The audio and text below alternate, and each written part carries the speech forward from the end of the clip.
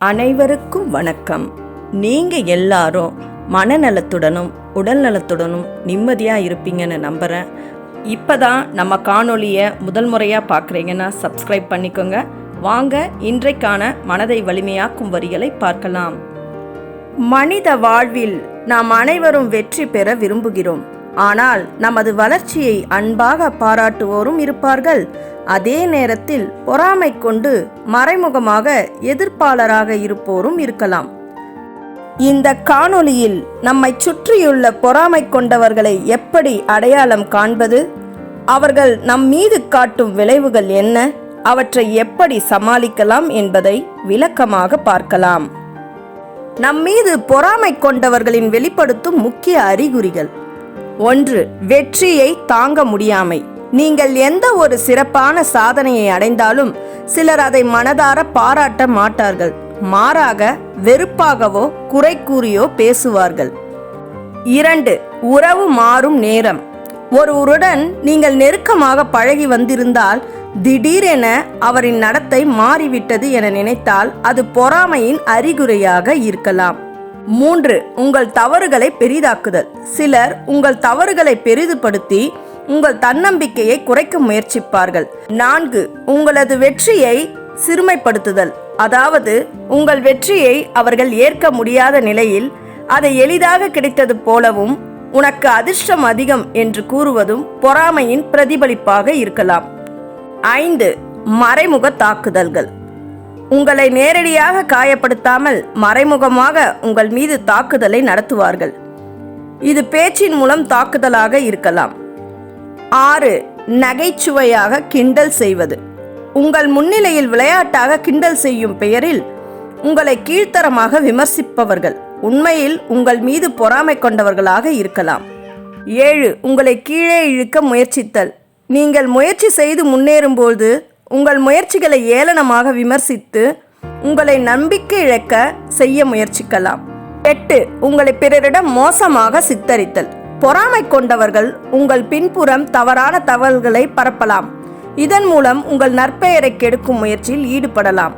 இத்தகைய பொறாமை குணம் கொண்டவர்களை எப்படி சமாளிப்பது என்பதை இப்பொழுது பார்ப்போம். 1.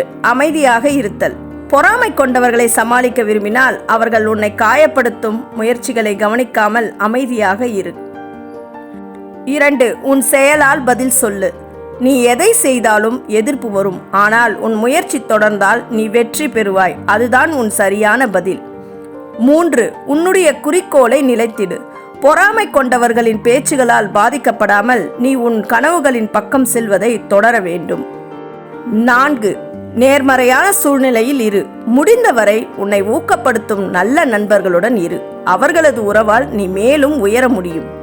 5. பொறாமையை நேரடியாக எதிர்கொள். உன் மீது பொறாமை கொண்டவர்கள் உன்னை தவறாக பேசும்போது நேரடியாக சந்தித்து அவர்களிடம் விளக்கம் கேட்கலாம். 6. உன் மனநிலையை நிலைப்படுத்திக் கொள். தவறான விமர்சனங்கள் உன் மனநிலையை பாதிக்கக்கூடாது. ஏனெனில் உன் மன அழுத்தம் உன் வளர்ச்சியை தடுக்கலாம். 7. எதையும் தனிப்பட்ட முறையில் எடுத்துக்கொள்ளாதே. பொறாமை என்பது பொதுவான ஒன்று. உன்னால் வெற்றி பெற முடியாது என்று நினைக்கும் நபர்களின் செயலாகவே அதை பார்க்க வேண்டும். 8. உன் பார்வையை உயர்வாக வைத்திரு. பொறாமை கொண்டவர்களின் எதிர்ப்புகள் உன்னை பாதிக்காமல் உன் கனவுகளின் பக்கம் சென்று சாதிக்க வேண்டும். பொறாமை கொண்டவர்கள் உன் வெற்றியின் நிழலே. அவர்கள் இருக்கிறார்கள் என்பதே நீ உயர்ந்து கொண்டிருக்கிறாய் என்பதற்கான அடையாளம். உன் மீது பொறாமை கொண்டவர்கள் பேசட்டும். நீ உன் கனவுகளை பேசாமல் சாதனையாக மாற்று. பொறாமை கொண்டவர்கள் உன்னை கீழே இழுக்க முயற்சிப்பார்கள்.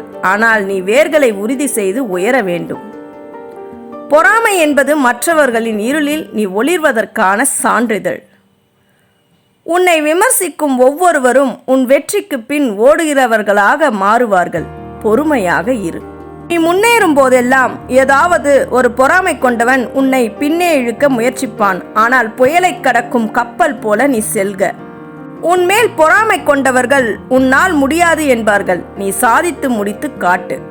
பொறாமை கொண்டவர்கள் உன் மீது பழி சுமத்தலாம். ஆனால் நீ உன் முயற்சியில் மட்டுமே கவனம் செலுத்து. உன்னை குறை கூறுபவர்களை கவனிக்காதே. அவர்கள் உன் உயரத்தை தாங்க முடியாமல் பேசுகிறார்கள். உன் வெற்றி ஒருவரின் பொறாமைக்கு காரணமாக இருந்தால் உன் முயற்சி வீணாகப் போகவில்லை என்பது அர்த்தம். மனிதர்களிடையே பொறாமை என்பது தவிர்க்க முடியாத உண்மை. அது எப்பொழுது எப்படி வெளிப்படும் என்பது அவரவரின் மனநிலையை பொறுத்தது.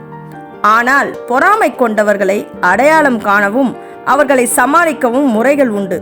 அதற்காக உன் மனநிலையை பாதிக்காமல் உன் வளர்ச்சியை நோக்கி செல்வதே சிறந்த முடிவு. நீ உன் கனவுகளை பின்தொடர, உன் முயற்சிகளை தொடர வெற்றி நிச்சயம் உனக்கே. இந்த காணொளி மூலம் நம்மை சுற்றியுள்ளவர்களில் யார் நம் மீது பொறாமை கொண்டிருக்கிறார்கள், அவர்களை எப்படி சமாளிப்பது என்பதை அறிந்திருப்பீர்கள் என்று நம்புகிறேன். இந்த காணொளி பற்றிய உங்கள் கருத்துக்களை கமெண்டில் தெரிவிக்கலாம். மீண்டும் உங்களை மனதை வலிமையாக்கும் வரிகளோடு சந்திக்கிறேன். நன்றி, வணக்கம்.